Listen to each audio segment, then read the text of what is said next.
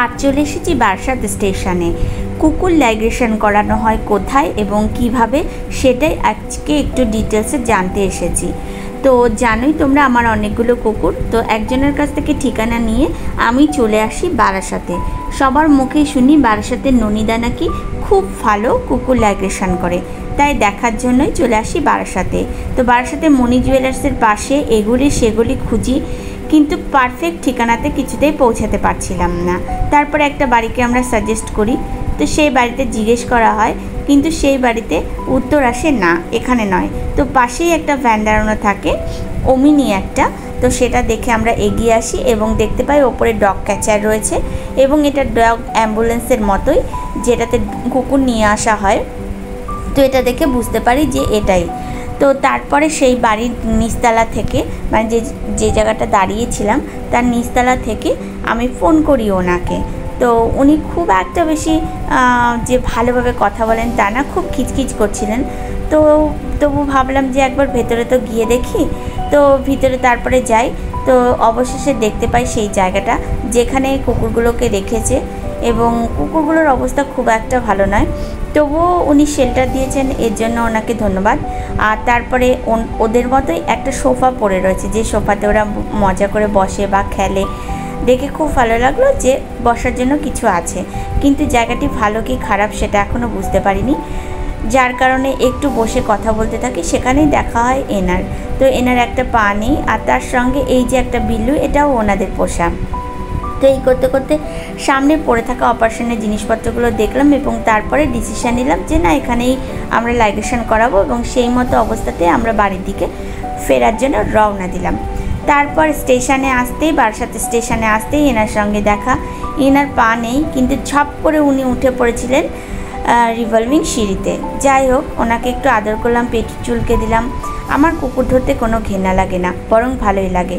আর তারপর দেখি উনি আমার পেছন পেছন ওভারব্রিজ ক্রস করতে চলে আসছেন। তো আবার ওনাকে একটু সান্ত্বনা দিলাম, দিয়ে বললাম তুমি বসো। আর তারপরে দেখতেই পাচ্ছেন আমার পিছনে সে তখনও আসছিল।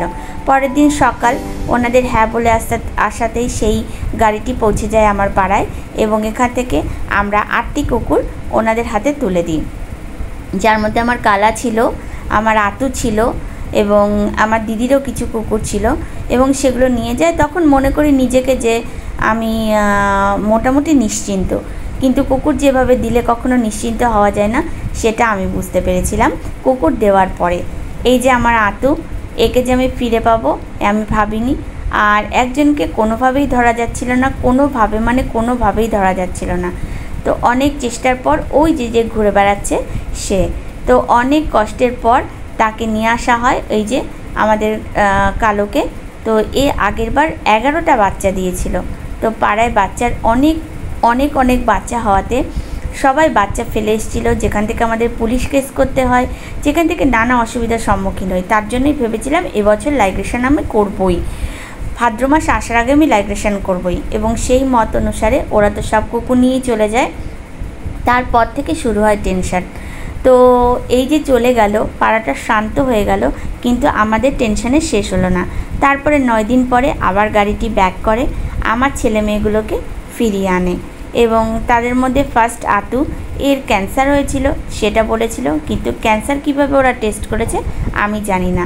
আর এই যে সামনে যাকে দেখতে পাচ্ছ, এ আমাদের কালা, এর একটা বাচ্চা রেখে গেছিলো, আতু রেখে গেছিলো 2টো বাচ্চা। পাড়ায় সবাই মোটামুটি বাচ্চা রেখে গেছিলো। তারপরেও এরা ফিরে এসছে, এবং ফিরে আসার পর এদের বাচ্চাদের সঙ্গে যখন এদের দেখা হয়, সে দৃশ্যটা ছিল অপূর্ব মানে অপূর্বই। কিন্তু যারা এই এনজিওটি চালাচ্ছেন, যাদের ননিদার ছেলে ননিদা, তারা আমার মনে হয় খুবই প্রফেশনাল, মানে খুবই, তাদের কোনো মায়া বা দয়া বলে এমন কিছু পদার্থ নেই। তো যাই হোক, এই যে মা আর ছেলের দেখা হয়, তো দেখতেই পাচ্ছ কত খুশি এরা পাড়ায় ফিরে, মানে প্রচণ্ড হ্যাপি। আর তারপর শুরু হয় আতলির ট্রিটমেন্ট। আতলিকে বলা হয় ক্যান্সার হয়, কিন্তু আমি জিজ্ঞেস করি, আমাকে বলে না যে কিভাবে ক্যান্সার হয়, মানে ক্যান্সারটা ওনারা সাজেস্ট করেছে সেটা আমি জানতে পারি না। যাই হোক, তারপরে চলে আতুর দীর্ঘ 15 দিনের ট্রিটমেন্ট। এই যে দেখতে পাচ্ছ আতুর ছেলে আর মেয়ে। তো আমার ঘরেও অনেক কুকুর রয়েছে, এবং আমি দেশি কুকুর কেন বিদেশি কুকুর, আমি সব কুকুর, আমি কুকুর ভালোবাসি এবং কুকুর নিয়ে কাজ করতে আমার খুবই ভালো লাগে, কারণ এরা আমার কাছে ভগবানের সমান। তো এভাবে আমার বাড়িতে এসে পরপর আতুকে 3টে কেমো দেয় এবং সেই সঙ্গে এই যে বাচ্চাটি দেখছো এরও ট্রিটমেন্ট করে। কিন্তু সবচেয়ে খারাপ লাগলো যে এই বাচ্চাটি ট্রিটমেন্ট করার সঙ্গে সঙ্গে এর শরীর স্বাস্থ্য অনেক অনেক খারাপ হতে থাকে এবং আস্তে আস্তে আস্তে আস্তে ওর অবস্থা অনেক শোচনীয় হয়ে যায়। তবে সবচেয়ে ভালো ব্যাপার, ওর মা মানে আতু এই যে এ ঠিক হয়ে যায় এবং এ এখনও পর্যন্ত বাজারে রয়েছে বা আমার বাড়িতে রয়েছে। তো এ মোটামুটি এখন ঠিক আছে। এই জন্যই আমি ভিডিওটা তোমাদের সঙ্গে শেয়ার করছি যে যতই বলুক না কেন লাইগ্রেশন সবসময় সরকারি হাসপাতাল থেকেই করার চেষ্টা করো এবং যে কোনো ট্রিটমেন্ট সরকারি হাসপাতাল থেকে চেষ্টা করো। সল্টলেক সেক্টর 3-তে গোসম্পদ বিভাগে খুব ভালো ভালো ডাক্তার আসে, তোমরা যেতে পারো। আমি যখনই কোনো কুকুরের ভিডিও করি তখনই ট্রিটমেন্টের ভিডিও অবশ্যই সেটা তোমাদের সঙ্গে শেয়ার করি, কারণ আমার মনে হয় যে আমার যে অভিজ্ঞতাটা হয় সেটা তোমাদের সঙ্গে আমি শেয়ার করি। তো আমার অনেক ভালো লাগে, তোমরাও বুঝতে পারো কোন জায়গাটা খারাপ আর কোন জায়গাটা ভালো। এই দেখতে পাচ্ছ ওর পায়ের ট্রিটমেন্ট চলছে মুখ বেঁধে, এবং এই বাচ্চাটি না এই ট্রিটমেন্টটা নিতে পায় না। কড়া কিছু অ্যান্টিবায়োটিক দেয় যেগুলো প্রত্যেক দিন মুখ বেঁধে জায়গাটা ওয়াশ করে নিয়ে, ওকে কুকুরে কামড়েছিল এবং ওনারা ওই সূত্রেই আমাদের সঙ্গে যোগাযোগ যে আমি ওনাদের লাইগ্রেশনের জন্য খুঁজে বার করেছিলাম। আর সেই সঙ্গে এটা দেখতে পাচ্ছ আমার সম্পূর্ণ ঘরের কুকুর, এটা দেশি কুকুর নয়, এটা আমাদের ল্যাব, এর নাম হচ্ছে মঙ্গু। মঙ্গুকেও সাজেস্ট করে যে মঙ্গুরও নাকি ক্যান্সার হয়েছে। তো আমার বোঝার ভুল ছিল, আমি বুঝতে পারিনি যে এভাবে ক্যান্সার ট্রিটমেন্ট করা যায় না। আর তারপর যেটা হয় সেটা হচ্ছে লাস্ট আমার মঙ্গু মারা যায়।